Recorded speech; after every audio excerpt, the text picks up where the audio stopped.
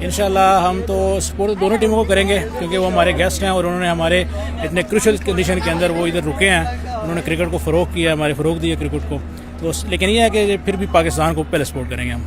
تو کیا ایکسپیکٹیشن ہے آج کیا ہوگا میچ میں؟ آج انشاءاللہ پاکستان ون کرے گا as per schedule, as per routine, اور انشاءاللہ آج امید ہے کہ بابر اعظم بھی رنز کریں گے.